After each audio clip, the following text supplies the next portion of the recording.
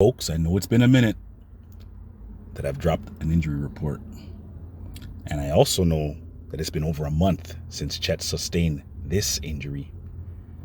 But it is quite fascinating and it requires a breakdown, Dr. J style.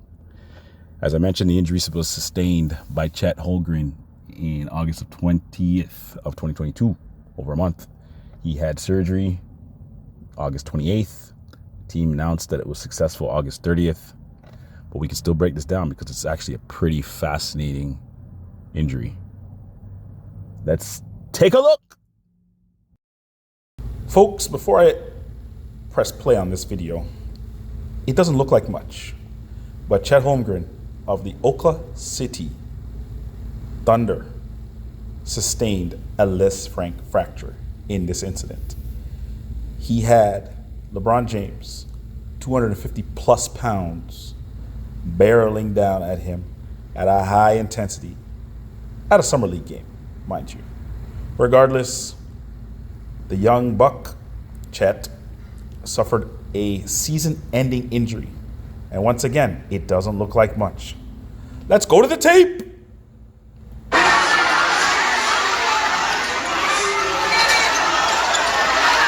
see he's hobbling off there, but let's try to take a closer look. It's not even the landing, it's the step back that caused an injury. So let's watch it one more time. He's backpedaling, side pedaling, and right there. It was right at that moment that he injured the foot. Let's see if I can catch it one more time.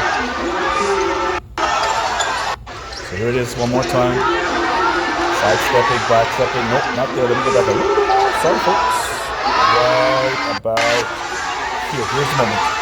Right there. It was that little inverted step. He was on the outside of his foot. Let's see if we can get it one more time. Missed it. Right there. Right there. Oh, right there. Right there. So, Les Frank fracture. What is it? Let's take it in on this episode of Dr. J's The Injury Report. Hold up. Before we get into this, we really do need to see the exact moment, the how, the mechanism of injury, the MOI, when this Les Frank fracture happened to Chet. Let's take a look at this quick little video. As you can see, that foot is going to step back right about now, and it steps back on the outside part of the forefoot, or the outside toes. There is no way that the foot can sustain that amount of force without something happening. And the something that happened is that Les Frank fracture. So let's look at it again.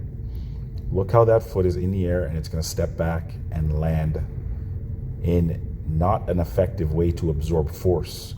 Force has to go somewhere, ladies and gentlemen. And in this case, this young man, it went right through the midfoot and potentially fractured, dislocated ligaments within that area, and henceforth why we got a Les Frank fracture. The other, Holmgren up top and down. Have to happen for the Jazz. The ball has to move. And they have to find an answer for the unicorn, for Chet Holmgren out there. He gives it off to Holmgren. Back inside. There's the passing skill set of Chet Holmgren. Yeah, Jazz are having to work for those kind of shots. Right here, they're highlighting Chet again. Amazing. First bucket here in the second. He's such an intelligent player with that ball in his hand. Holmgren, one-on-one against Law. Takes the bump. Now the jumper pulls the string. You know, you've watched the game. You've watched Dirk Nowitzki take the hit and fade back. Chet Holmgren.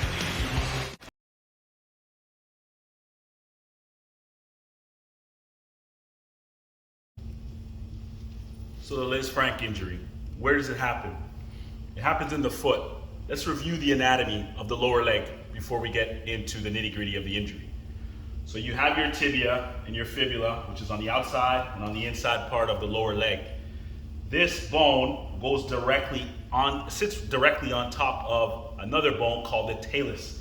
That's what allows for our ankle to have that motion back and forth like this that we call dorsiflexion and plantar flexion. When we go to the side of the foot, we can clearly see the heel bone that everybody's familiar with, the calcaneus. That's that right there.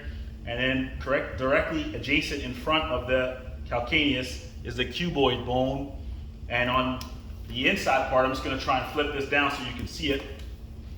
You're going to have the most lateral cuneiform, the middle one, and then the medial one. The medial one really is important with regards to the inside part of the foot, or the medial arch. And then directly behind that, you have the navicular. I already mentioned that talus to you that allows for that gliding motion of the foot, but it also has a neck, which is super important. All of these structures directly have a space or hold space for the tarsal bones, which are the bones of your foot. There's 5 of them. We go laterally to medial, 5, 4, 3, 2, 1. The big one for the first big toe. All of these structures work together to keep the foot rigid and mobile. And that is very important for overall movement, specifically for a basketball player. Now, with regards to that injury, where the heck is Liz Franck? It's actually a complex, a joint complex, which is basically a series of bones and ligaments that are come together to create stability, as I mentioned earlier. So the fracture or the injury that Chet suffered is in this general area. Don't have the specifics, but we do know that this area with the tarsal bones and the cuneiforms and the cuboid and the navicular, all of that makes up the Liz Franck complex. And this is where the injury is.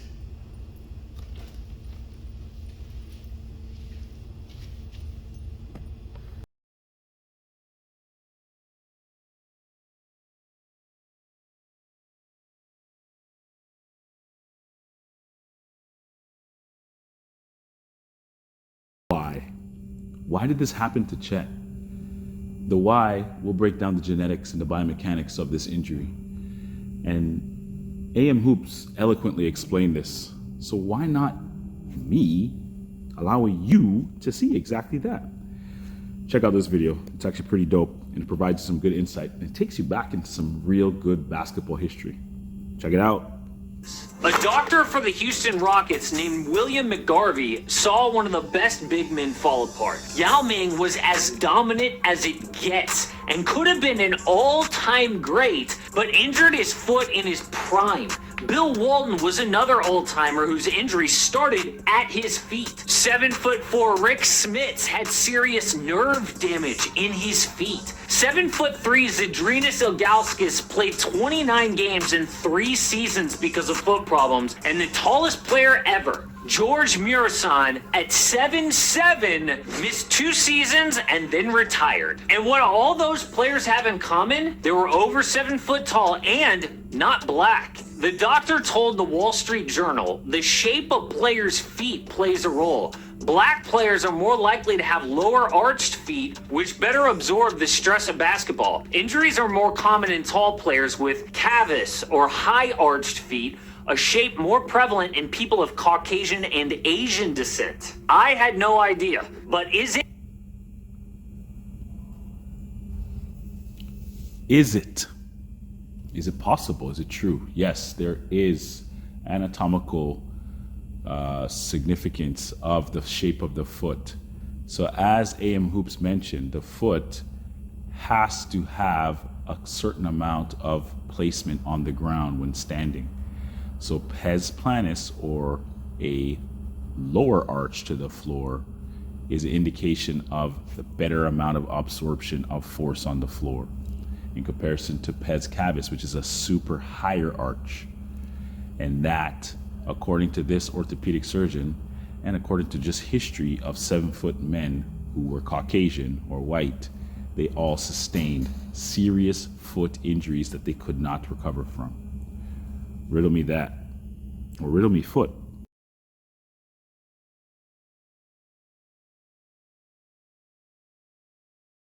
We're talking about multiple structures within the foot that has been injured by Chet.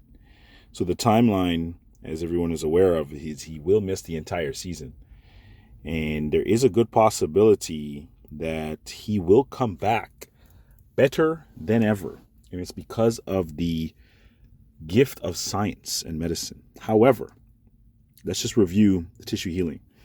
I'm going to suspect that he tore pretty much every ligament in his midfoot, and therefore we're looking at a 6 to 12 month tissue healing time. If he was a regular old person, definitely had some tendons rupture as well, and you see that there's surgical repair, so we're looking at a 4 to 12 month period of time. But the key thing that I wanted to show you at the bottom of this chart here is many tissues continue to show signs of remodeling for 1 to 2 years after, which basically means, in layman's term, that you may still have some limitations in your movement. So how do you ensure, as an NBA potential star, that you do not have these issues? And we'll discuss that in the fix, which is what we would do if Chet came to THI. We'd strengthen up his feet. Big toe extensions, you're just trying to take your big toe off of the ground. The other toes stay flat on the ground. Try really hard not to compress your other or push your other toes down on the ground. And you're going to be able to get a little bit more control by raising that big toe up like that. That is the cheat code, but obviously try it without doing this. Raising toe 2, 3, 4, and 5 while big toe stays down. Okay, just like that. Cheating, you're trying to use your fingers to do it, your pinky toe, pinky finger in other parts of your body, just your toes that you're trying to separate. Start with your foot flat, and then you just raise your arch up by pulling your toes back towards your heels. Pulling the toes back towards the heels.